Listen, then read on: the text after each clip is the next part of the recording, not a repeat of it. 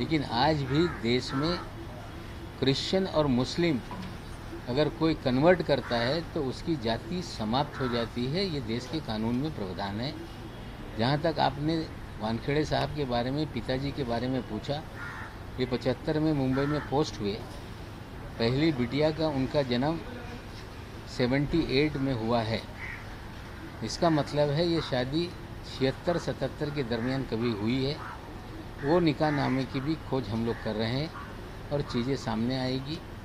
पिताजी का भी जो बेनिफिट है वो भी गलत तरीके से लिया गया आज तक, उनकी भी कंप्लेंट होगी। आज तक जितनी सैलरी उन्होंने ली है वो भी उन्हें वापस करना पड़ेगा। जो पेंशन है वो भी बंद होगी। तो सिर्फ एक मामला नहीं है, हमें लगता है कंप्लेंट दो होगी। जो खत आपको मिला है, क्या आपको इसकी पुष्टि किसी ने पुष्टि की कि एडीजीपी की तरफ से ही आया है? देखिए, ऐसा है कि जो चीज़ें लिखी गई उसमें कुछ घटनाक्रम ऐसी है कि शहर के बहुत सारे लोग 6 तारीख के बाद मुझे आकर मिल रहे हैं। जो अलग अलग चीज़ लोग आके बता रहे हैं, जिन लोगों का इस्तेमाल किया गया है। मैं आपको बता दूं कि जिस तरह से प्रभाकर साली ने कहा कि मुझसे 8 से 10 कागजों पे ब्लैंक सिग्नेचर किए गए। एक और गवाह इसी तरह का मेरे पास आया था, वो डरा हुआ था। उसने कहा कि 50 कागजों पे मुझसे ब्लैंक सिग्नेचर लिए गए। वो एक जिक्र कर रहा था जो नाइजीरियन को फंसाया गया, उसी की खबर पे नाइजीरियन वाला मामला बना था। उसने जो जानकारी दी वो इस खत में है, और कुछ लोगों ने जो जानकारी दी वो इस खत में है। इसलिए मुझे लग रहा है कि ये कहीं ना कहीं कोई अंदर का अधिकारी है जिसने ये जानकारी हमें मुहैया कराई। लेकिन इस खत को लेकर कई सारे सवाल भी उठ सकते हैं, क्योंकि आपने कहा इसके ऊपर किसी का नाम नहीं है, तो कैसे विश्वास किया जाए कि ये खत जो है वो सही है? इसकी जांच क्या, इसकी जांच कैसे है? देखिए, ऐसा है, जब विजिलेंस ने जांच शुरू कर दी है, अगर कोई अधिकारी उसी संगठन का है तो कभी खुल के अपना नाम नहीं लिखेगा। हम ये नहीं कह रहे कि आप दंडित कर दो, लेकिन हम ये चाह रहे हैं कि जब सारी खबरें जो अंदर का अधिकारी दे रहा है या जो अलग अलग लोग ये सारी चीज़ें मुझे आकर बता रहे हैं, तो मुझे लग रहा है इसमें तथ्य है। विजिलेंस की जांच चल रही है। इस खत में जो उल्लेख है उसकी भी जांच हो जाए तो हमें लगता है जो शक की सुई है आने वाले दिनों में गहराएगी। इससे अच्छा है कि इसकी जांच हो, हम मांग करते हैं। सर, एका बाजूला समीर वानखेडेचे वडील असं म्हणतात की आम्ही कोणत्याही पद्धतीने धर्म परिवर्तन केलेलं नाहीये. तुम्ही जे काल कास्ट सर्टिफिकेट जे ट्विटरवरती सादर केलं होतं, याच्या व्यतिरिक्त तुमच्याकडे असे काही पुरावे आहेत का की ज्याच्यामध्ये त्यांचं नाव दाऊद असं आहे? बघा, असं आहे, मी धर्माच्या बाबतीत कुणाचा धर्म काढत नाही. माझा लढा हा एका मागासवर्गीयाचा अधिकार हुसकून बोगस कागदाच्या आधारावर त्याचा अधिकार त्यांनी स्वतःसाठी घेतलेला हा लढा माझा आहे. मी कुणाच्या बहिणीचा, पत्नी, वडिलांच्या बाबतीत द्वेष ठेवून मी काही बोलत नाही. पण या सगळ्या ज्या फर्जीवाडा आहे याच्यात सगळ्यांच्या कागद, त्यांचे सगळे विषय आणल्याशिवाय हे सिद्ध होणार नाही. ते सांगताय मी कधी धर्म परिवर्तन केलं नाही. मग जे मी बर्थ सर्टिफिकेट सादर केलेलं आहे ते बर्थ सर्टिफिकेट खोटं आहे लोक सांगताय. तर खरं बर्थ सर्टिफिकेट खोटं आहे तुम्ही आणा आणि तुम्ही सांगा की बाबा हे खोटं आहे आणि खरं हे आहे. माझा एकच म्हणणं आहे. आणखीन तुम्ही कागदं मला विचारताय, बरीचशी कागदं आहे, हळूहळू विषय मी समोर आणणार आहे. आता ते बोलके झालेले आहे, ते बोलताय आणि आणखीन असे काही पुरावे माझ्याकडे आहे की ते कधी नाकारू शकत नाही. आणि ती कागदा ऑथेंटिक आहे. त्या कागदावर या सगळ्यांच्या सह्या आहे आणि निश्चित रूपाने आगामी काळामध्ये ते बाहेर मी काढणार आहे. आज वानखेड़े की तरफ से खुलासा किया गया, जब आपने ट्विटर पर वो पत्र जारी किया बर्थ सर्टिफिकेट, उन्होंने खुलासा किया कि उनकी जो पहली शादी हुई थी 2006 में स्पेशल मैरिज एक्ट के तहत हुई थी. ये थोड़ा सा इसको विस्तार से आप समझा? देखिए, वो अपने नहीं, देखिए ऐसा है, वो अपने दावे पे कायम रहें. सारी चीज़ें आज ही खुलासा कर देने की ज़रूरत नहीं है. कम से कम पहली शादी हुई थी, ये तो मामला सामने आ गया. अब वो किस कानून से हुई थी वो दावा कर रहे हैं. मैं आपको बता दूं, वो सारे सबूत हमारे पास हैं. जो ये साबित कर देंगे कि वानखेड़े साहब इन्होंने इस्लाम धर्म स्वीकारा था, बच्चों की परवरिश इस्लामी तरीके से हुई, इस्लामी तरीके से समीर वानखेड़े जी की डॉक्टर शबाना कुरैशी से शादी हुई। वो सारे कागजात आगामी दिनों में हम रखेंगे और यही आधार पे जो वैलिडिटी कमेटी है उसमें ये मामला जाएगा। हमें पूरा विश्वास है उसकी जांच होने पे सर्टिफिकेट रद्द होगा। तस्वीरें सर समीर वानखेड़े के परिवार से जुड़े जो नाही ती असतील, पण त्यांच्या वडिलांच्या बाबतीत माझा हे प्रश्न आहे। वानखेड़े समीर दाऊद यांच्या बाबतीत माझे प्रश्न आहे। ती रेडकर यांचा काय इतिहास आहे मला जास्त खोलात जायचं नाही आहे।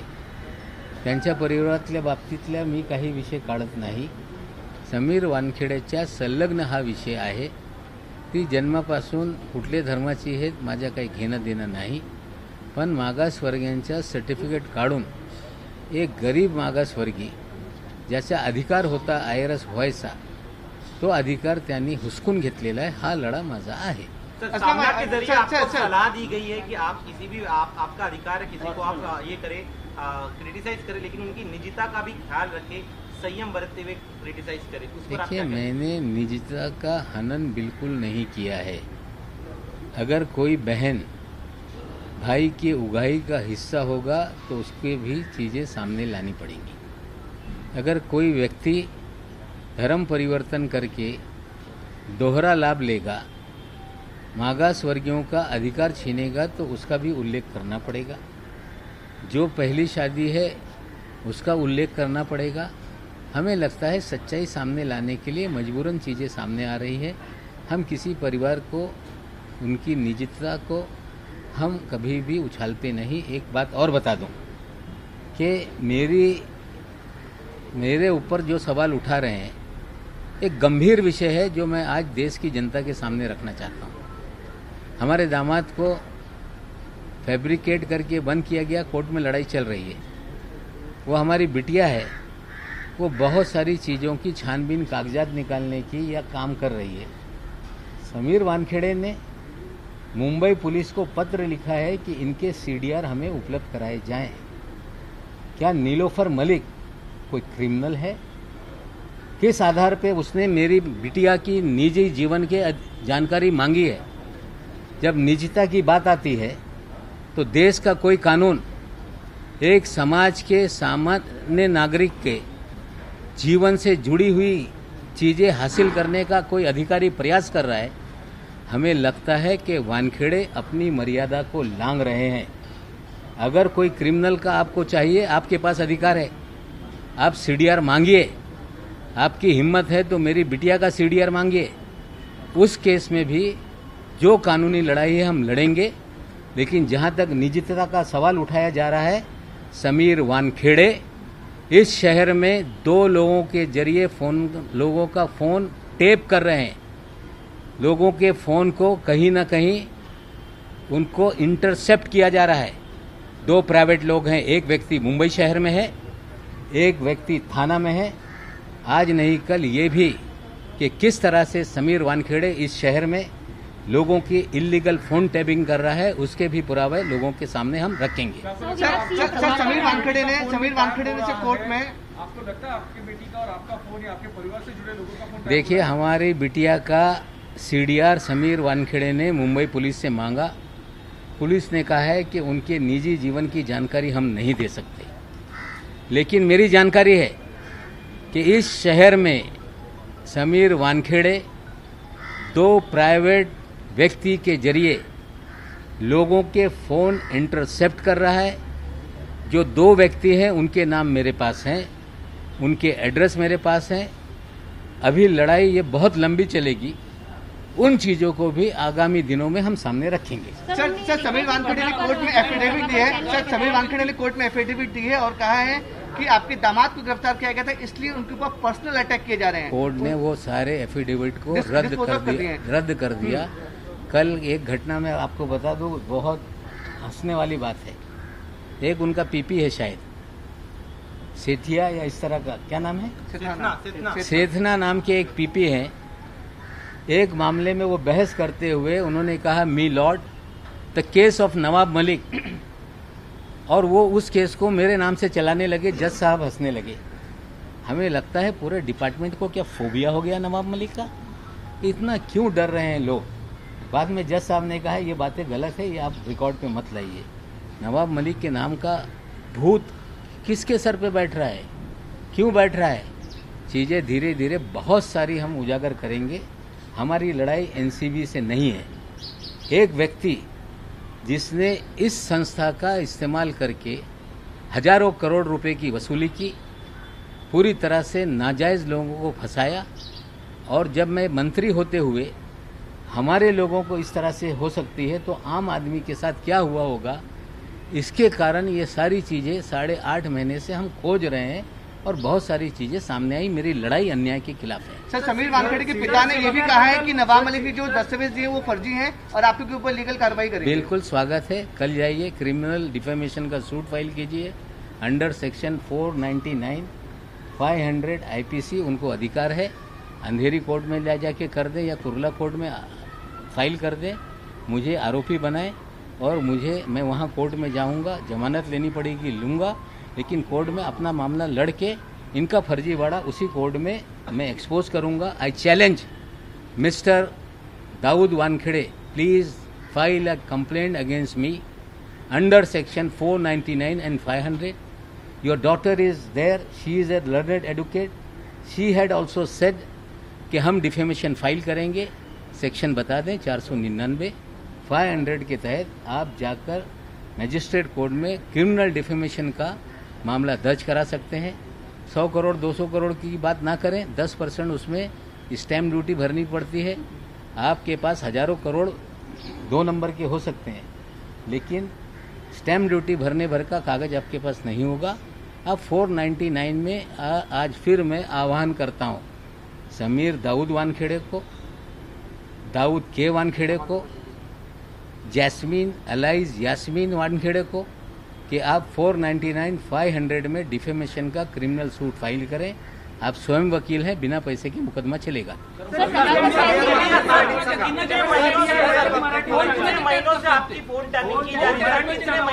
अभी तो जब टैबिंग का मामला निकलेगा तो किसका किसका टैब हुआ है मामला सामने आएगा। समीर दाऊद वानखेड़े इल्लीगल टैबिंग, मुंबई शहर का एक व्यक्ति, थाने शहर का एक व्यक्ति, उनके जरिए इस शहर के, इस राज्य के बड़े बड़े, चाहे वो अभिनेता हो सकते हैं, नेता हो सकते हैं, उद्योजक हो सकते हैं, सबका फ़ोन इंटरसेप्ट कराते हैं। उसकी जानकारी है और इसकी कंप्लेंट आगामी दिनों में हम कमिश्नर को करेंगे। आज काही लोक सांगताय की नवाब मलिक माझ्या निजी जीवनात जात आहे, काही लोक त्याच्यावर चर्चा करताय, पण मी निजी जीवनात कुणाचं जात नाही। पण हे बोगस फर्जीवाडा सर्टिफिकेटच्या बाबतीत सर्वांच्या माहिती दिल्याशिवाय हे इस्टॅब्लिश होणार नाही। पण हे जे एक निजीतेचा प्रश्न लोक उपस्थित करताय प्रायव्हेट लाईफच्या, मी आपल्याला माहिती देऊ इच्छितो। समीर वानखेडेंनी मुंबई पोलिसला पत्र दिला होता की नवाब मलिक यांची कन्या नीलोफर मलिक यांचे कॉल डिटेल रेकॉर्ड मला हवे। निश्चित रूपाने ती कुठलीही क्रिमिनल नाही, त्याच्या जीवनात तो कुणाशी बोलते, काय कुणाशी त्याचे संबंध हे माहिती काढण्याचे अधिकार कुणाचे नाही। तरी ज्या पद्धतीने बेकायदेशीर हे धंदे ते करताय, माझा इतकंच म्हणणं आहे मर्यादित अधिकाऱ्यांनी राहिले पाहिजे। आणि हे जे उद्योग त्यांनी सुरू केलेला आहे, मी आधीपासून बोलतोय की हे व्यक्ती फर्जीवाडा आहे। इतके विषय आहे की किती विषय समोर ठेवायचा हे पण प्रश्न माझ्या समोर निर्माण झालेला आहे। भविष्यात हळूहळू विषय मांडू। धन्यवाद।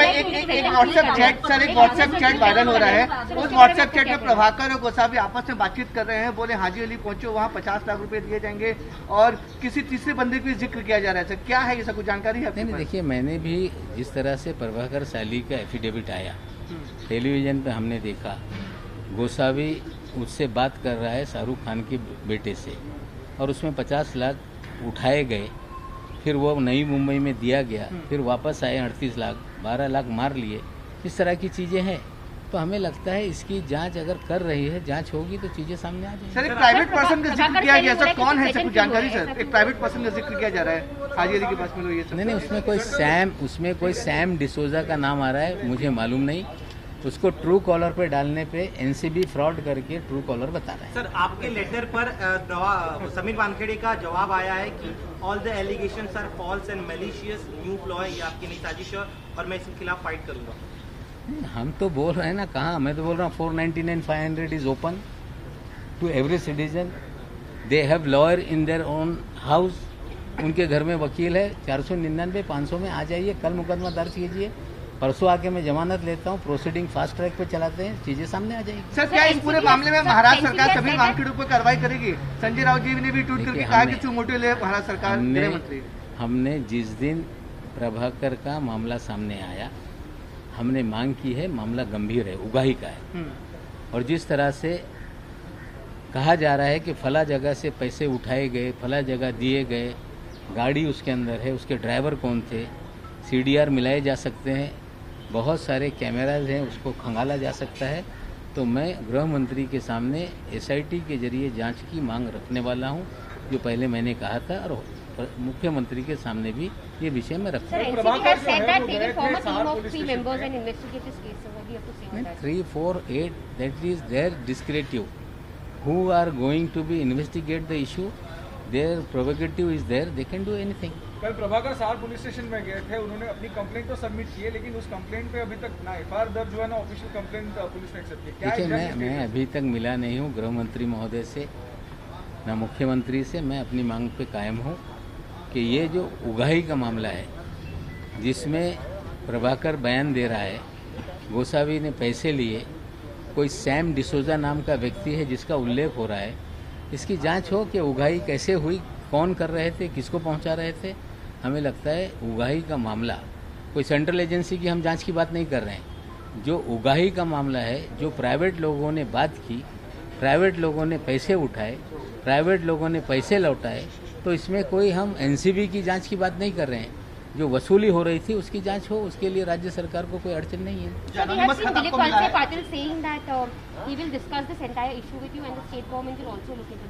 Late us see, I will meet them. जो एनोनिमस खत आपको मिला है उसमें कई सारे बॉलीवुड सितारों के नाम उसमें मेंशन किए गए। आपने थोड़ी देर पहले ये भी जिक्र किया कि बॉलीवुड सेलिब्रिटीज के कॉल टैप किए जा रहे थे, इंटरसेप्ट किए जा रहे थे। ये दोनों मामले जुड़े लगते हैं। देखिए, अलग-अलग इंक्वायरी राज्य सरकार की तरफ से होनी चाहिए एसआईटी में। देखिए, अलग-अलग फ्रंट पे चीजें होंगी। जहाँ जहाँ जो चीजें पहुँचानी है मैं भी पहुँचाऊँगा, लोग भी पहुँचाएंगे। हमें लगता है इतना आसान नहीं, बहुत गंभीर मामला है। इल्लीगल फोन टैपिंग हो, यहाँ तक मेरी जानकारी है, कंप्यूटर लगा के एनसीबी के कार्यालय में भी कुछ लोग बिठाए गए। जब से आपने ये मामला उठाया, आपको धमकी भरे कॉल आ रहे हैं क्या?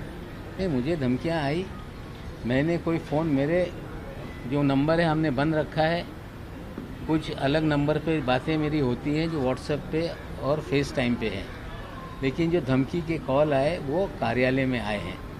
वो सारे टेलीफोन जो पुलिस का, मंत्री के कार्यालय में जो ऑपरेटर होता है वो पुलिस का एक सिपाही होता है, जो भी चीज़ें उसको मिलती है वो रिकॉर्ड करके अपने जो उनका डिपार्टमेंट है उसको भेजता है। मुझे भी जानकारी उसने दी है, वो भी खत के द्वारा हमने गृह मंत्री को दिया है। आपने अभी कहा कि एनसीबी के कार्यालय में कंप्यूटर लगा के, क्या एग्जैक्ट मतलब? नहीं, ऐसा है कि कुछ लोग अंदर के मुझे बता रहे हैं कि एनसीबी के कार्यालय में भी कंप्यूटर लगा के वहाँ से भी कुछ हैकिंग का काम चल रहा है। Sir, Prabhakar Sail has said that he felt threatened, which is why he came in front of the Mumbai police. Sir, आपका उस पे क्या कहना है? देखिए, कल मैंने एक बात कही थी, शायद आप लोगों ने गौर किया कि नहीं। कल मैंने कहा कि मुझे डर है कहीं केपी गोसावी का मनसुख हिरेन ना हो जाए। जो आरोपी छुपा बैठा था और उसके बाद वो टेलीविज़न को फ़ोनो देने लगा, हमें लगता है इसे कहीं छुपा के रखा गया था। मनसुख हिरेन वाला आरोप लगने से वो फ़ोन पे आ गया, और हमें लगता है जैसे ही फ़ोन चालू हुआ है पूना पुलिस उसको फ़ोन को ट्रैक कर रही है। हमें लगता है पूना पुलिस उसे पकड़ेगी। Thank you.